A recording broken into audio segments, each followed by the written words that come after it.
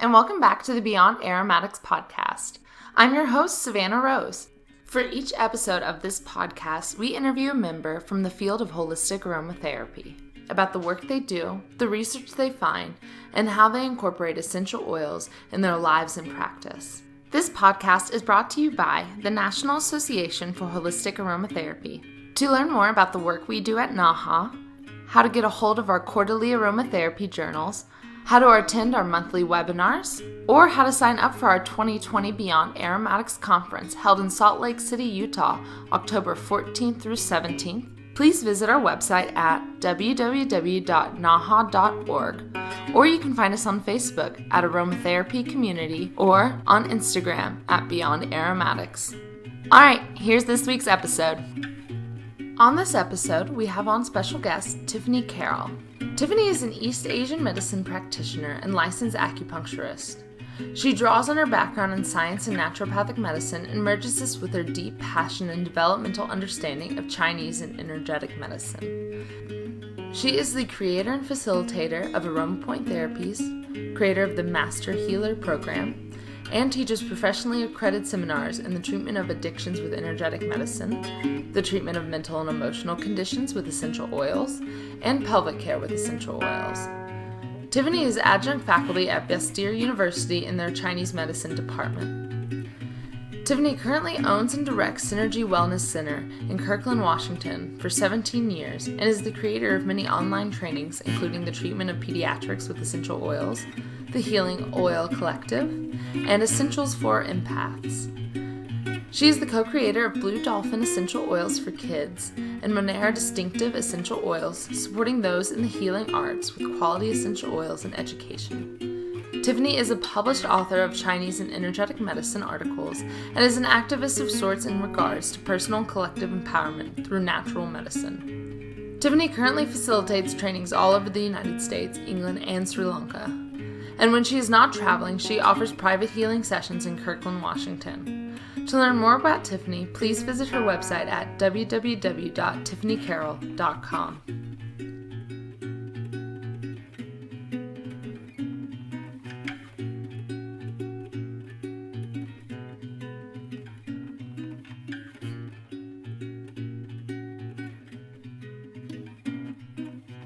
All right, so today we have on Tiffany Carole. Thank you so much for sitting down and making time in your schedule today to talk to me about this really interesting subject that we got in touch with a couple weeks ago, thanks to our mutual friend, Angela Sidlow. So thanks, Tiffany, for coming on today. Oh, my pleasure. Thanks for asking. So our subject today is Aromapoint Therapy, and I figured you could just kind of start out by telling us what this is exactly. Yeah, it's a very good question. So as probably people can start to imagine just from the name, there's essential oils involved, the name and also the affiliation with Naha. There are essential oils involved, and there are points involved as well, acupoints. And but also it involves body zones and sometimes working over the chakra centers or the energy centers of the body. So basically it's applying key essential oils in proper dilution over specific points or body zones that have mutual resonance together. And as we continue our dialogue together, I'll be giving a handful of really sweet examples that you can put into use right away if you want to try this out. But what I want to highlight here is that there are definitely certain points that go exceptionally well with certain oils, and it's like they come together and make music. I think about music a lot, the analogy of music making with Aromapoint Therapy, because of this principle of mutual resonance. Part of the way that this is working is through vibration, like vibration. So, for example, when you take blue tansy and you place, I like to use a 15% strength of blue tansy on a point called liver 3, which is down on the foot between the first and the big toe and the second toe in the webbing there. When you hold blue tansy on that point, if you really stay with it for, say, a minute and a half, what most people describe is they all of a sudden feel like a wave or a flow move through their body. And then they just feel easy going. Like, if you're tense and you're uptight or you're worried about something, to be able to, within a minute or 3 minutes, remember what it's like to be in the flow, remember what it's like to be playful and flexible. And that's the power of pairing an essential oil, which has a particular vibrational medicine to it, with a key acupoint, which also has a particular vibrational medicine to it. And the acupoints themselves, they act as basically energy vortices or vortexes of energy on the body. So I just get so excited about this because I think for people that love essential oils, to have another safe way to work with them that is really exponentially potent, it's exciting. And it's to my understanding that you and someone you work with in your network kind of developed this modality. Is that correct? Yeah, that's so I will say first that I don't think that putting oils on acupoints, it's certainly not something that I invented, and I think that people have been probably naturally drawn to doing that for a while, acupuncturists and people who work with acupoints. But let's see, in 2010, Peter Holmes, who is the author of many aromatherapy books, including Aromatica, he and I got together and started working to develop this curriculum, which at that time we called Aromapoint Therapy. And he had been a researcher for quite some time, so he hadn't been in clinical practice. And he had developed a particular model or a way of understanding how oils work within the body by understanding their fragrance. And that model is called fragrance energetics. And so after I met him, I learned about the model of fragrance energetics, and all of these light bulbs were going off in my head because I had been working with oils. I've been in practice since 2002 in clinical practice, and I had been working with essential oils since even before I opened my practice, but I didn't know. If you would have said to me, like, Tiffany, what are you doing and why? I I would have quite honestly been very insecure to try to explain to you what it was that I was doing. And I think I was going on intuition, but I couldn't necessarily back it up with a structural system. And so when I heard about his fragrance energetics model, I was like, yes, this makes so much sense. And now I can plug my intuition into something. Like, basically, it gave my intuition structural support. So with that, I went into my clinic, and my clinic became this major essential oil acupoint laboratory. And at that time, I was seeing 17 to 19 patients per day. And I had 3 associates that were working with me that I was training in this. And we started a Google document and we just started tracking, like, okay, what do we see consistently every time we put blue tansy on liver 3? Of course, how it affects each person is unique to that person. But what are the themes that come through consistently across the board? So we were tracking this for some time, and I started compiling the information and distilling it into best protocols for different diagnoses. And that was how aroma acupoint therapy came into creation, was through Peter Holmes' fragrance energetics model and a diagnostic model that he used, and then my clinical discoveries and protocols. And we taught that together for some years and eventually evolved to teaching separately. And how I've shifted the work is that I'm allowing it at this point to be more accessible, not to just acupuncturists, but to anyone who's in the healing arts. And actually, I'm working together with Angela Sidlow right now, who's part of Naha, to put together, our first one's coming up, to put together Aromapoint Therapy for body workers and energy workers, which is exciting. That is, and I mean, it sounds like you kind of built like your own research and development center with it. And did you start out more with an aromatherapy background or an acupuncture background? Mm. I started out, so my background is in pre-med, biology and chemistry, and I thought that I was going to do disease research in a lab because I was so drawn to lab work and to chemistry. And then through interesting turn of events, like life. I ended up deciding to study naturopathic medicine, so I moved to the Northwest for naturopathic school at Bastyr, and then I got very, very sick in my first year of the program. And long story short, what ended up helping me the most was Chinese medicine and acupuncture. And I ultimately ended up switching programs and have my licensure as a Chinese medicine practitioner. And in studying Chinese medicine, what interested me the most was the energetics of the body and of the meridians, and then food energetics. So it was always energetics that drew me in. And then, I mean, oils. I've just been in love with oils ever since I can remember. I mean, I used my first ever earned money to buy precious bottles of essential oils at this Indian import shop in Santa Fe, New Mexico. And I had my little collection of my bottles, and I would anoint myself when I got out of the shower. So, fragrance, food, and energetics and fashion. I'd say those are my four loves. And so now, how they all have come together is that the study of essential oils that I've taken on, with complete and utter abandon, and then my background in biology, biochemistry, anatomy, physiology, and then energetic anatomy through Chinese medicine is ultimately what informs what and how I teach.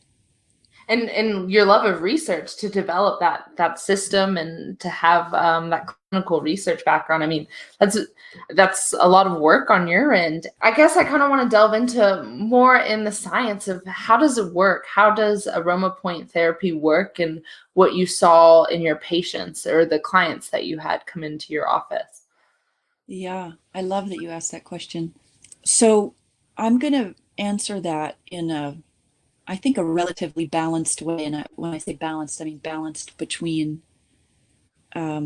science and linear models, and then non-linear quantum or feeling-based or intuitive-based models. Because I think it's important to, it's definitely important at this level of development and with the disease states that we are faced with today. It's important to have a balance between both.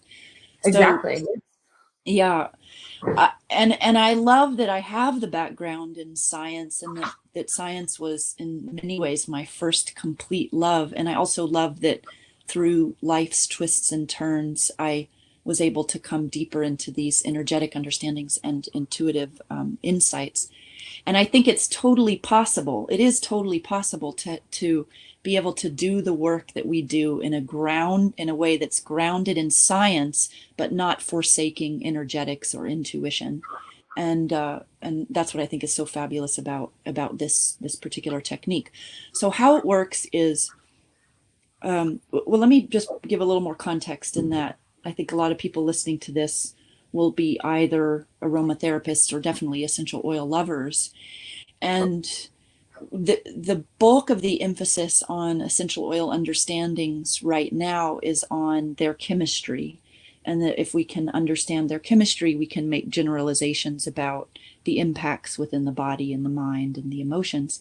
And that's very true, but it's only part of the picture. The other part of the picture, at least that we know of, because there's always more to discover, has to do with the vibrational aspects and the synergistic aspects of the complete form of the oil. And I'm going to qualify that more in a minute. So when we say diffuse an oil in a room, you're breathing in those volatile compounds, biocompounds, in through the nose, through the veromonasial organ. The olfactory bulb is affected, olfactory nerve is affected.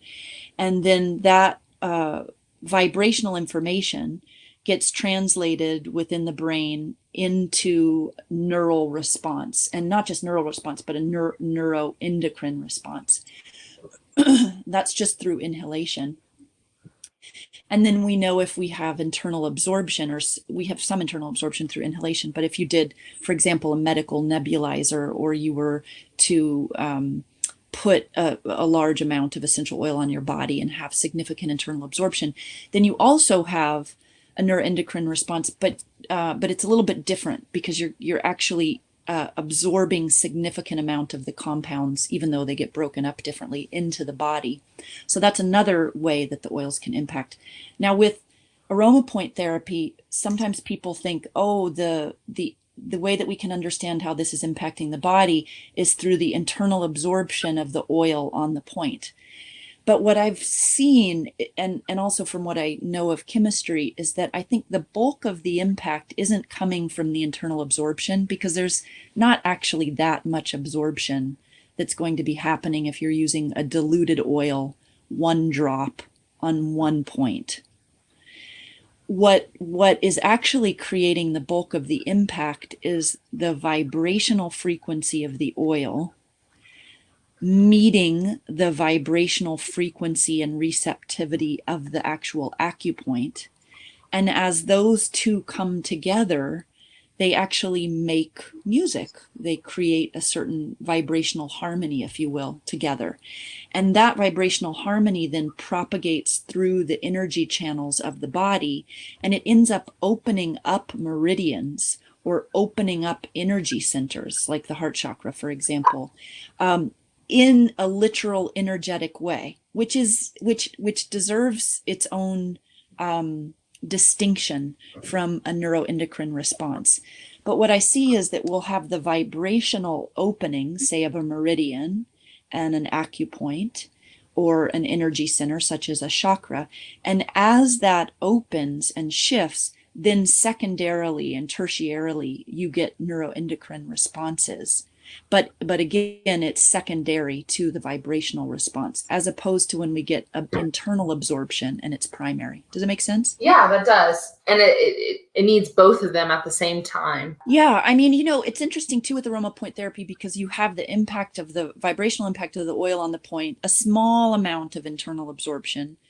And then you have the fact that the volatile compounds are in the air and they're being inhaled then through the veronasal organ, impacting the olfactory nerve. And then it's instantly impacting the limbic system of the brain, which is going to pretty much instantly shift the emotional state of the person. So it's quite a powerful modality in terms of the scope of how it's impacting things.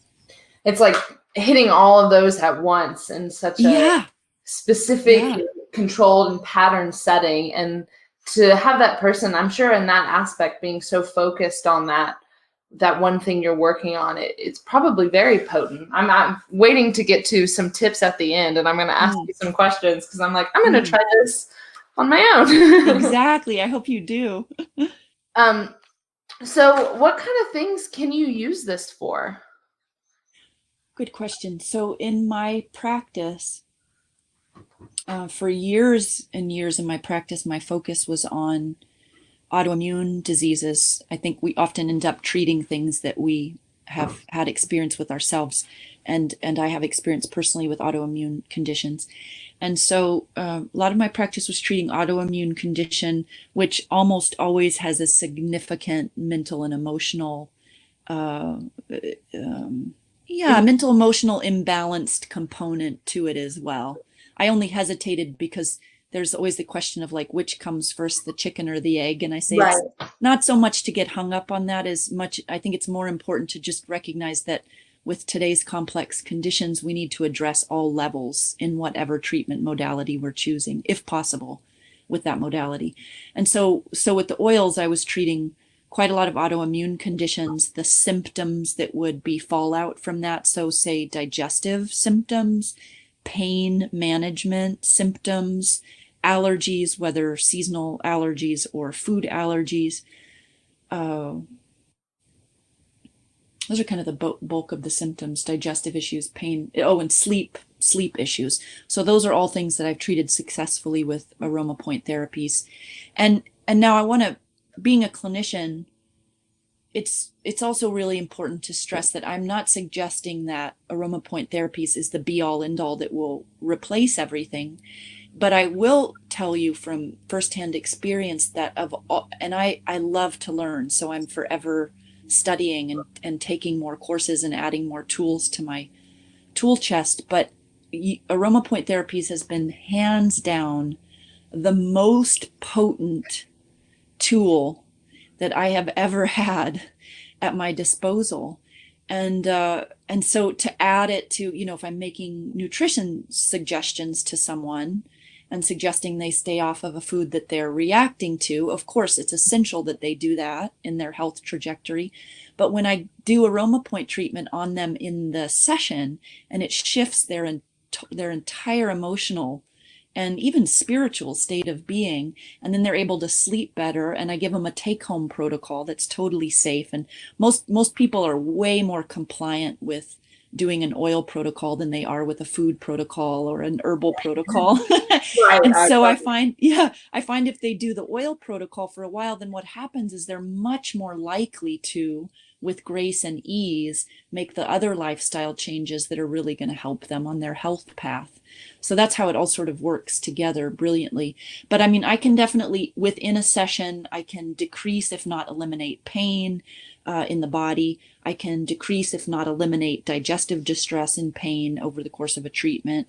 I can certainly completely shift worlds in terms of emotional states of being. And even just one point and oil combo, which I'm excited to share with this group, that one point and oil protocol can completely open up somebody's perspective in that moment so that they can receive the therapeutic suggestions that you have for them, and so that they can receive the little messages from their own heart about what would be good and helpful for them at that time. And so I have a question, because you're saying, you treat them in these sessions. What does a session like this look like for somebody who's interested in the practitioner side of it and somebody who's interested in the client side of it? What can they expect? What can they expect to see in a session? So because my licensure is in acupuncture, of course, I'm operating under that licensure. So generally my sessions are also going to include some acupuncture, but I also want to qualify that when I describe the sequence here in a moment, if you're not an acupuncturist, say you're a health coach or a Reiki practitioner, a nutritionist, etc., you can sort of insert your other modality into the places where I would insert acupuncture. So generally for me, what it looks like is the person comes in. We have, of course, a little intake period. If it's a return visit, the intake period is shorter because we're working on something specific and I already have details. I just need updates.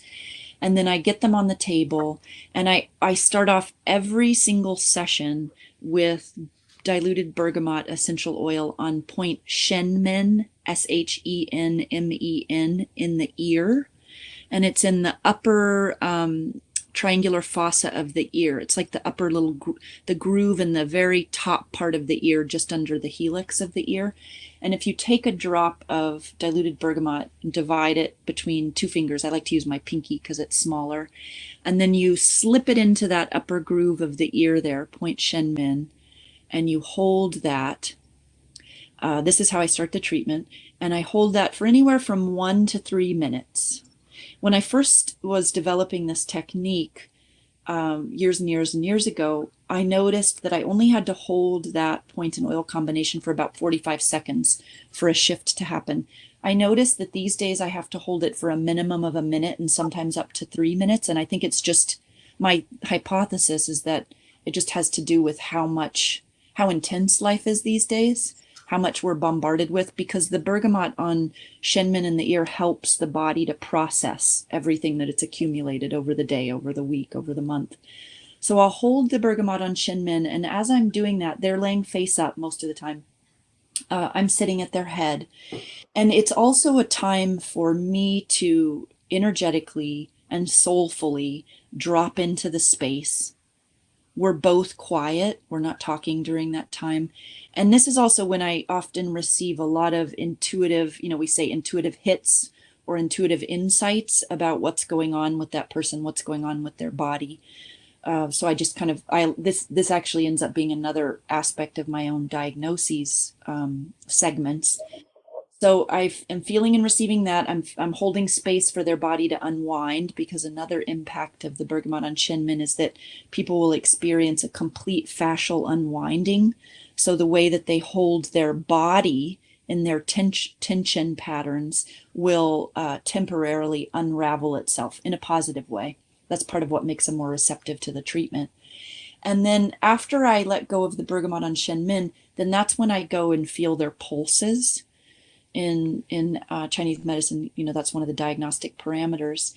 And I feel the pulses then as opposed to when they first come in, because if I do the bergamot on Shenmin, it releases quite a few of the tension or the fatigue layers so that I can really feel what's going on underneath that. And then from there, I'm very clear on what I'm going to do next, based on all the information, what they've shared with me, my intuitive downloads, what I'm feeling in their pulses, and what I know of their history. And then I start applying single oils on single points. And generally, I'm going to put on anywhere from 4 to 6 oils on 4 to 6 different points. Each time I'm touching the point very lightly. It's not acupressure, it's just making the connection. And in fact, if you go into pushing hard, the body has a completely different response that isn't as potent. What I notice is that the body instantly goes into physical mode, like I'm getting a massage. Mm-hmm. And also if you push really hard, then the body, depending on the person, they might actually check out just a little bit, or they go somewhere else in their experience. But if you touch super light, what it does is the lighter you touch, the greater the impact on the mental and emotional body. The harder you push, the more the impact on the physical body. But since most of us are under a significant amount of mental and emotional strain and tension, if you touch lightly, even if you're treating them for a physical problem, there's going to be greater impact even on the physicality. Does that make sense? Yeah, that does.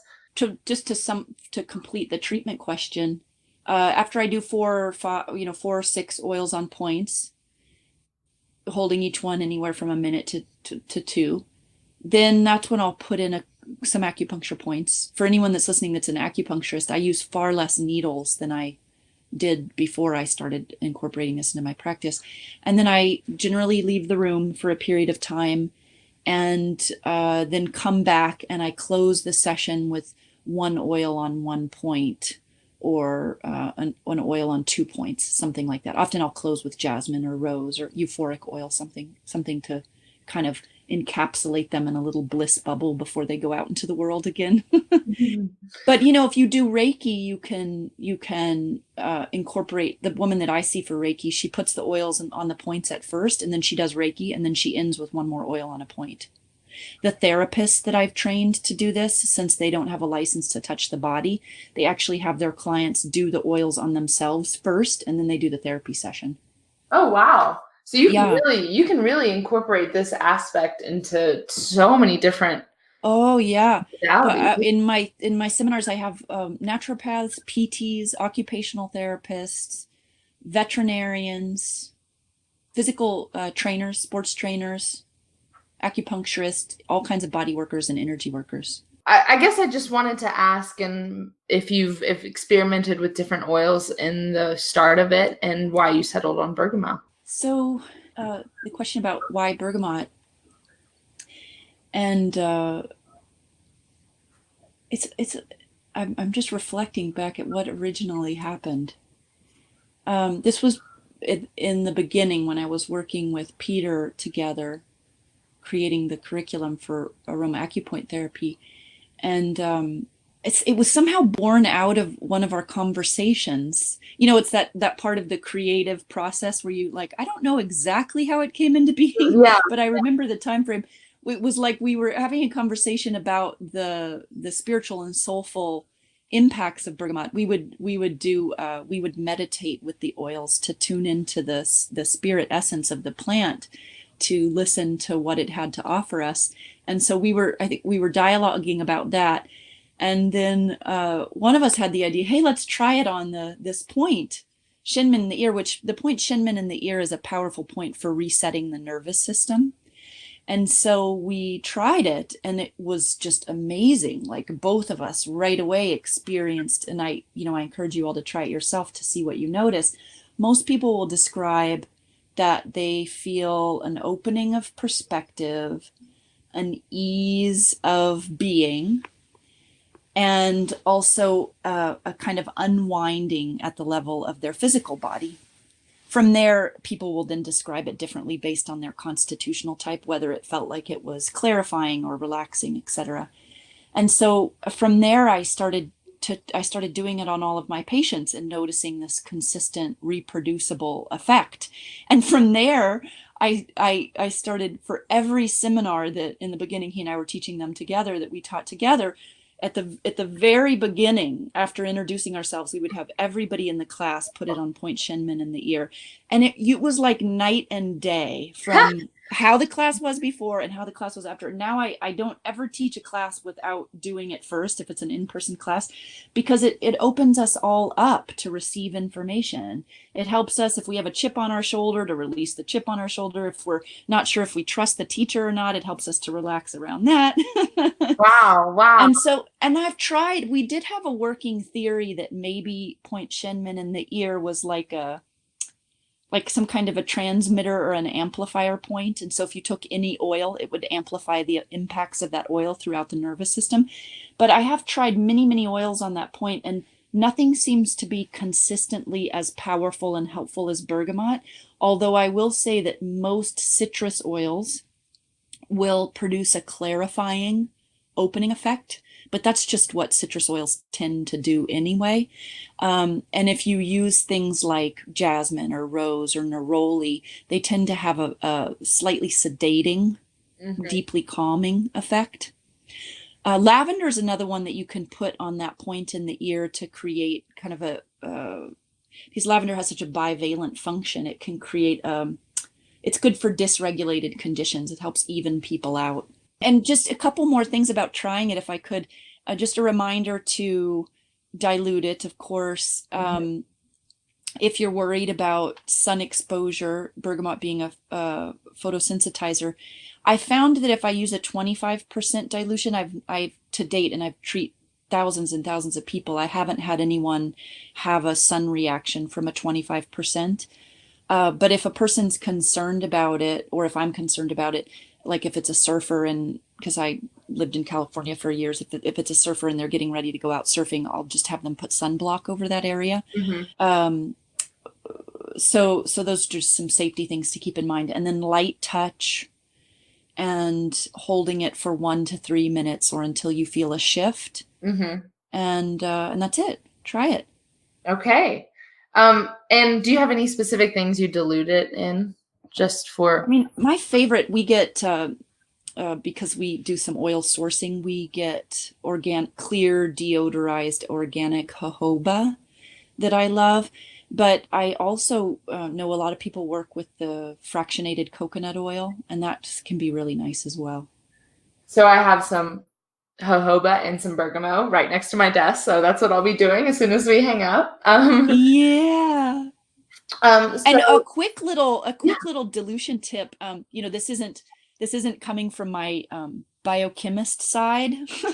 This is coming from my impromptu cooker side, which is that you could, so say you have that carrier oil and you have the bergamot right next to you, you can actually rub the carrier oil on that Point Shenmin in the ear, which, by the way, if you all want to search, you just type that into a search engine and a picture will pop up right away. So you put the carrier oil on that part of your ear, and then you can take the undiluted oil, 1 drop divided between 2 fingers, and hold it over that point. Okay, that's awesome. Thank you so much for sharing that. And when you're doing your sessions, do you have the clients you're working on present you feedback, or do you look for kind of visual cues and visual feedback of kind of what you're working towards, whether that be for helping digestive issues or sleeping or whatever? That's such a good question, an astute question. Okay, so there's something when I'm teaching Aromapoint Therapy, the fundamentals of it, I talk about changes to look for as you're doing these treatments. So the changes that you're going to look for are changes in complexion. So, and you'll see a shift in a direction that's relatively more healthy. So for example, if they're looking really pale and pasty, they'll have more color come into their face. If they're looking really red and hot, the redness will start to drain out of their face. And I mean, you can literally see this happen over 60 seconds. It's just amazing. Like I when I'm working with women that are in the middle of a hot flash, I can do a couple of points and oils down on the feet and just watch the heat drain from the upper part of their body. Oh man, that must have been the best relief. It is. They love it. So changes in complexion, and that's both the literal color of their face and also the energetics of their complexion, which isn't necessarily based on your five senses, but it's just something that you can know or feel. You're like, wow, you just like look way different than you did a second ago or 60 seconds ago. Then you also want to look for changes in what we say the shen, or the spirit of the eyes. So if their eyes are open, or when they open their eyes, you'll see relatively more light, more spark, more of them present in their eyes. You'll look for changes in their voice. So when someone's more tense, they're usually talking a little bit faster and it gets a little bit higher and you can feel it's kind of clipped, you know? Yeah. And they'll go from that to like, I'm talking right now with a deeper voice and I'm talking slower. Conversely, if somebody's in a lot of fear and they're talking with a groany voice and really slow, then they might come back up here and speak with a little more fluidity and connection of the words. So there'll be a change in voice, pitch, and intonation, etc. The other thing that you can look for is changes in breathing. And so oftentimes how you know when things are really starting to work well in an Aromapoint therapy session is that all of a sudden they'll take a big deep breath. Sometimes it's that you take a big deep breath and then they do. Because when we're treating with oils in this way, this is what I love about this too, is that the practitioner is always getting treated. I'm getting treated every time I treat someone because they're oils. They're in the room. They're on my body, you know? So it's voice, complexion, shin in the eyes, breath, breathing, and then the report of their symptoms. So sometimes what I'll do is this is really common. For example, someone comes in with a headache. I'm going through, I do the Bergamot on Shen Men, and then I go down and I do liver 3 with Bergamot, and then I do large intestine 4, which is a powerful headache point, with lavender or rosemary. And then I check in with them and I say, how's your headache now? And they're like, oh my God, it's not even there. That's awesome. I kind of want to get into figuring out if you can give us some examples. Maybe you can pick one specific thing that people who might be suffering from this at home can try on themselves to kind of help them out, or you can pick a couple different things and touch on maybe a point of each. I'll kind of give that up to you because I think what you're doing could be so helpful for so many people listening now, whether that's with trauma or sleep or digestive issues or like you said, women's issues and things. Yeah, so good. Okay, so I have a question for you first to help me present this in a way that's most helpful. Sure. With this interview, are there also pictures or slides that you show with it, or is it audio only? So when it goes on SoundCloud and like iTunes and Buzzsprout, it's just audio. But I also put a version on YouTube that if you have images, I would send it to me and kind of just give me just a little bit of guidance of where to clip them in, and I can make sure that happens. Okay, so we can see what makes most sense with that, and I could certainly send you slides, like PowerPoint slides that we've had made of the specific points. Perfect. But yeah, to dive into your question, and this is possible even for people that were listening audio only, I would just say that any of the points that I'm about to list, what you'll want to do is just look them up online, and it's as easy as going to a search browser and just typing in exactly the acupoint name that I say, and then it will pull up an instant picture, and then you can go from there. And if I would, for people that aren't acupuncturists, it doesn't have to be a problem that, I know in acupuncture school, we spend so many years learning the exact anatomical location of the point. But if you look at a picture of a point, and if you go to that general area, the thing is, a finger is much bigger than the pinpoint of a needle. So it's okay. It's forgiving. As long as you're in that general area, you're going to probably, 98% likelihood of activating that point. So I think what would be most helpful probably for people, as the expression goes, bang for your buck. Number one, There's the bergamot on Shenmin, which we've talked about. And I want to, because I haven't necessarily said what or why for what they could use that little protocol for. So for the bergamot on Shenmin, you can do it anytime you need a reset. So that's anytime you're wound up with stress, you're having compulsive thinking, you wake up in the middle of the night and you can't go back to sleep, you've gone into a pain cycle and you know that your stress about the pain cycle is making the pain cycle worse, but you can't seem to get yourself to relax at the level of the mind and emotions. That's a perfect time for bergamot. Bergamot on Shinmin especially is really powerful for any kind of post-traumatic stress issues. And the reason why is that bergamot, when we experience a traumatic event, blood flow shuts down temporarily to the hippocampus of the brain, hippocampus structure of the brain. And that's the structure in the area of the brain that helps us to integrate memory in time. And so when we undergo a trauma and our blood flow shuts down to the hippocampus, it's like that trauma, the traumatic event is existing, if you will, outside of time.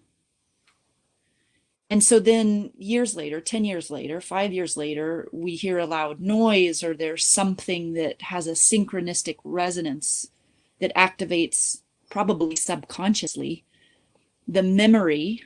It opens up a gateway to the memory of that trauma that happened 5 or 10 years ago. And then all of a sudden the energy of that trauma floods into this timeline, this here now time. But what's so crazy about post-traumatic events, and I have a lot of experience with this, is that a lot of the anxiety that comes from it is feeling like you can't control what's happening, and also feeling like, what, I don't understand. That person just slammed their car door and now I'm going into a panic attack. And it feels like such a loss of control because we can't control our physical response. So doing bergamot on Shenmin, if you're in the midst of a panic attack or an anxiety attack, is extremely powerful, not only for helping to shift you out of it, but for helping to diffuse the energy dynamic that keeps post-traumatic stress triggers from reoccurring.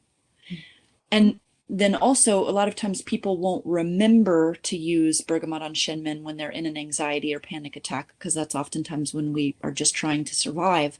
But if you do it regularly, just prophylactically, if you will, so you say you do bergamot on Shenmin in the morning and in the evening, it greatly decreases the likelihood of post-traumatic stress triggers, events, panic attack events, and anxiety attack events.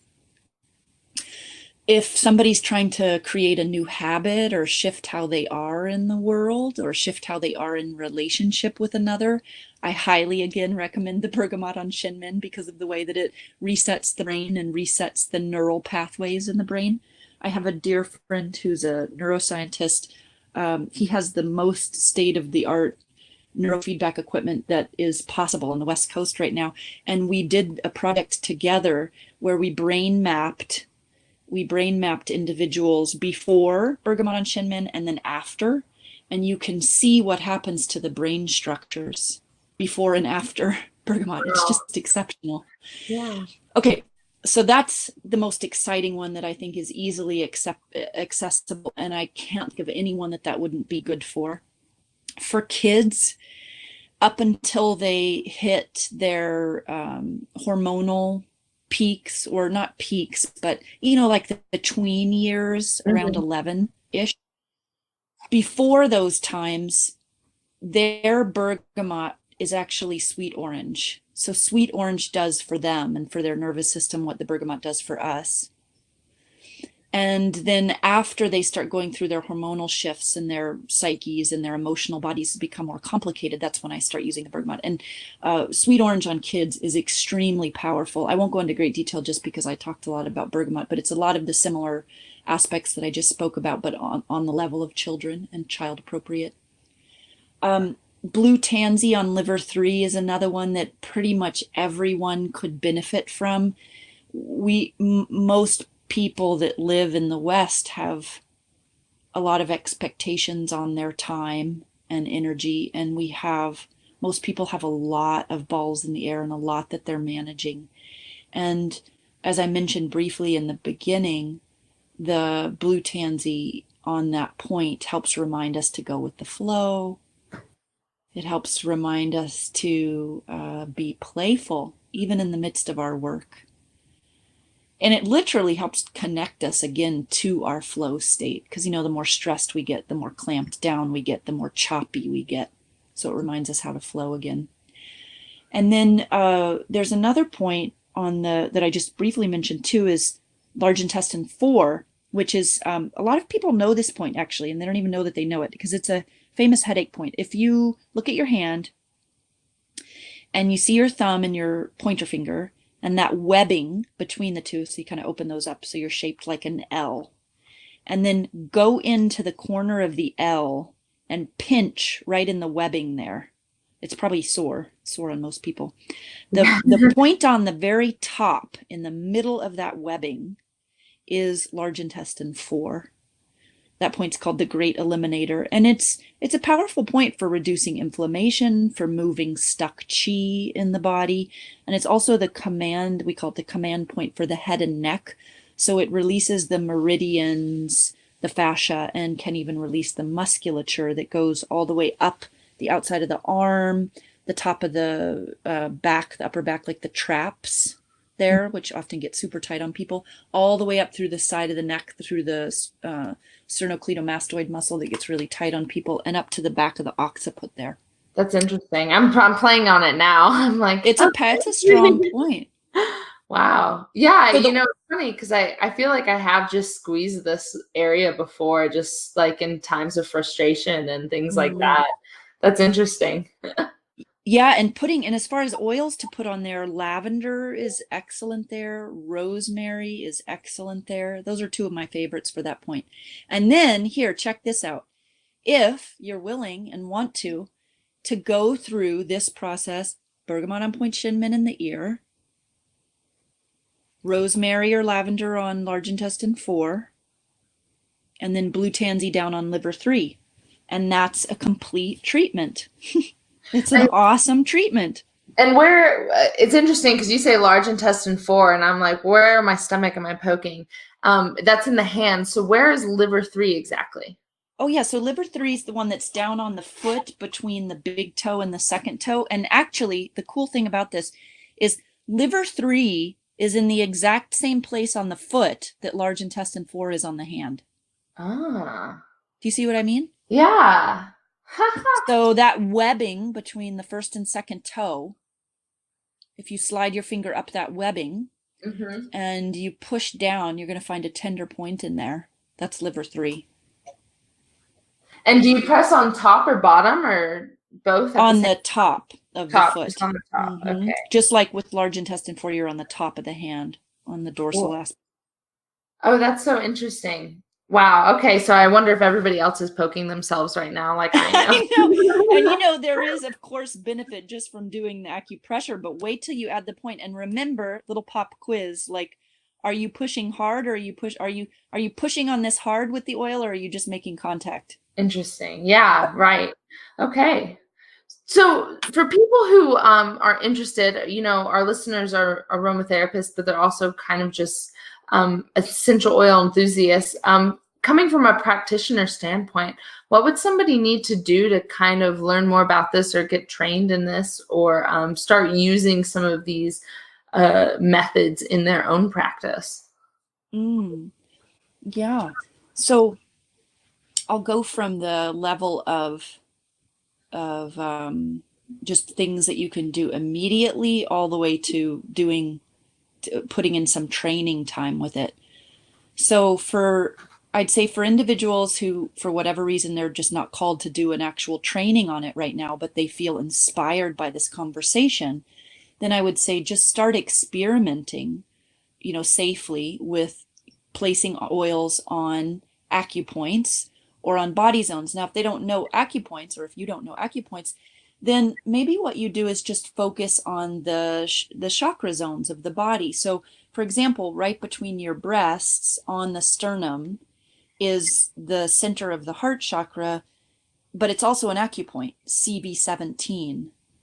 and placing an oil such as helichrysum there, for example, to help to mend wounds and betrayals of the heart, and to help to heal the impacts of transgenerational wounding on the heart. That's something that somebody can just do daily with a tremendous amount of benefit without going through more training. And you can also, so you can take that same advice and go through the rest of the body, like in the center of the stomach for the solar plexus chakra, which is also an acupoint, by the way, or going below the belly button, just above where the uterus is. If you're a woman, that's the sacral chakra, and there's an acupoint there too. And you can experiment with putting different oils there based on what you know about the oil and that energy center, or based on, to be honest, it could be based on a dream that you had about what your body wants, or something that just comes to you in the moment. I think probably most people listening to this, because they are oil enthusiasts, they have some sense of safety when using the oils on the body. So I'm presuming that as context. And then from there, if you're really like jazzed up about this and you want to take it to the next level and learn about the spirit nature of the oil, and at least four, I call them quantum acupoints, like four especially potent points that oil goes well on. I have a program called the Healing Oil Collective, and it's virtual, and we go deeply into one oil every month, looking at the practical aspects of it, the spiritual and soulful aspects of it, learning the quantum acupoints, doing a meditation with it, etc. And that's something that people could check out as well. They don't have to travel to a seminar to go to it, and they don't have to be in the healing arts. It could be for their own edification. And then if you want like a 2-day focused seminar that gives you protocols that are really helpful based on the years of my clinical research, which I'm still forever updating those protocols to make them the best that they can be, then you can go to my website, aromapointtherapies.com, and you can check out the seminar schedule. And I have seminars posted, all my seminars are posted up through March of 2020 right now. And in fact, Angela Sidlow and I are teaching an Aromapoint Therapies Fundamentals in Minneapolis in end of September, and then in Portland in November, and then in LA in October. So there's lots of upcoming opportunities for that. And I think just to plug in that you can find any of those opportunities offered through not only their website, but on the naha.org website on our calendar of events page if you want to learn more about it or figure out how to register for those. Yeah, that's awesome. And if you want to find out more about the Healing Oil Collective, or I also teach really powerful retreats that are out of the country in Sri Lanka, where we focus on the spice oils and how the spice oils transform, especially latent trauma within the body. And you can find out about those. You can find out about the Healing Oil Collective. You can find out about other trainings and free events that I do on tiffanycarole.com. And it's TIFFANYCAROLE.com. Perfect. And we are about coming to our time, so I'm going to leave you any more room to plug anything else you're doing, any websites, any books, any potential Naha 2020 conferences you might be attending or speaking at. Yes, well, I'm hoping I submitted for the Naha 2020, but they haven't reported back yet, so I don't know. But I sure But you hope did to submit. Good. Okay. Yeah, and I'm planning to go no matter what. So hopefully we can meet each other in person there, Okay. and I would love to be also presenting some of this material there. I think I would just encourage you, if you feel inspired by this work, to visit one of the websites and check out how to engage further. I know in my own experience, because life moves so fast, if we don't follow up our inspiration and heart's passion with an action, then we're on to the next thing. So check out one of those sites and one of those engagements, and then take it to the next level, whatever the next level is for you. And in closing, I'll say that working with the oils in this way, I know I previously mentioned that this is hands down the most powerful tool that I've ever experienced in healing practice and healing work, but also just on a personal level, working with the oils in this way have saved my life. I mean, they have completely shifted my body terrain, my emotional terrain, my mental terrain, and I think that was part of the reason why I'm so deeply committed and passionate about teaching people and sharing this knowledge around how to connect with the oils in this way, but also how to pair them with acupoints and body zones, because I mean, there's a whole other level of possibilities that opens up to us when we use the oils in this way. That's awesome. And thank you so much for sharing this. This was such a fun discussion. And I promise you, I'm already like pulled out my oils and my dilution, my jojoba oil, and I'll definitely be trying this. And I encourage everybody else listening to kind of check in on this modality and see if you can find something else unique for you about it.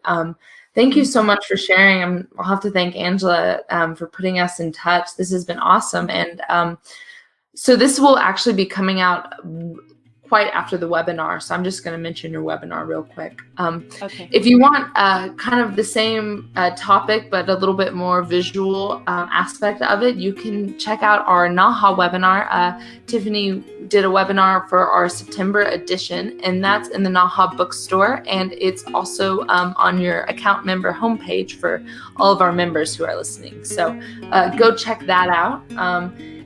Thank you, Tiffany, so much for being here. And I think we all look forward to having you at the 2020 conference in any capacity. So yeah, thank you too, Savannah. Thank you for inviting me. Thank you for the work that you're doing. Thank you for your care. All right, everybody. That's it for this week. Catch us next time on the Beyond Aromatics podcast.